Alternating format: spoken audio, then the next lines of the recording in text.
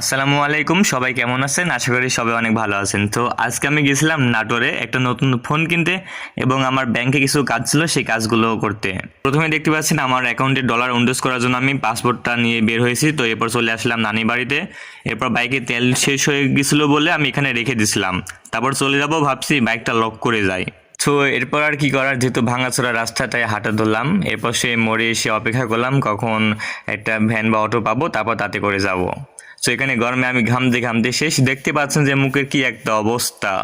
তো অনেকক্ষণ দাঁড়ানোর পর একটা অটো পেলাম, তারপর সেই অটো করে যেতে থাকলাম বিহারকুল মোড় পর্যন্ত, কারণ ওখানে গিয়ে আবার গাড়ি চেঞ্জ করা লাগবে সেজন্য। তো তারপর বসে বসে কি করব সেজন্য মনে মনে একটা নিজের সেলফি একটা ভিডিও নিলাম, আর এটা তো আপনাদের মাঝে শেয়ার করলাম। তো এরপর তো চলে আসলাম সেই লোহার ব্রিজ, এটা হয়তো বা অনেকেই চিনে থাকবে যাদের বাড়ি নাটোরে, আর যারা দূরে তারা তো অবশ্যই চিনবে না, মানে না চিনারই কথা আর কি। তো তারপর দেখলাম যে এটা নাকি নাটোর যাবে, তারপর এটাতে করে আমি নাটোর রওনা দিলাম। আর তারপর তো সে চারপাশে ভিডিও নিয়েছিলাম, এখানকার পরিবেশটা খুবই ভালো। তো যাই হোক, দেখতে দেখতে চলে আসলাম নাটোরে।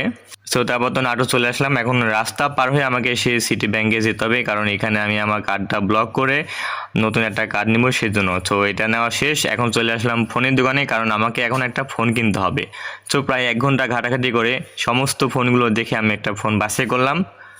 সো আমার পছন্দ হয়েছিল যে হেলিও 100, কারণ এটাতে processor, camera, display, curve display সব দিক থেকে আমার কাছে পারফেক্ট মনে হয়েছিল।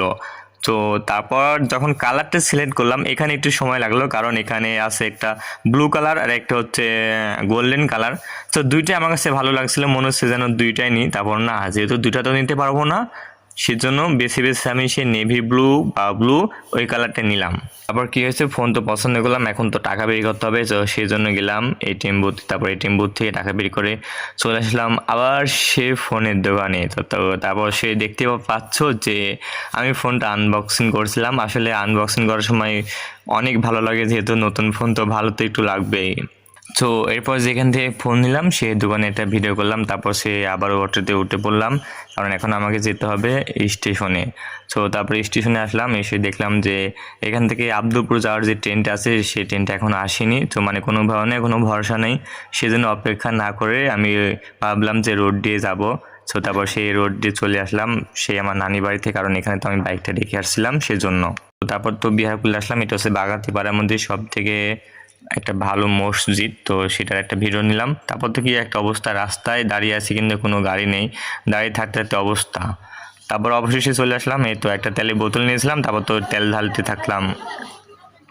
এরপর যেহেতু সময় কম, ইফতারের সময় হয়ে গেছে, তাই তাড়াতাড়ি এখন বাড়িতে চলে আসলাম। তো সবাই ভালো থাকবেন, ধন্যবাদ।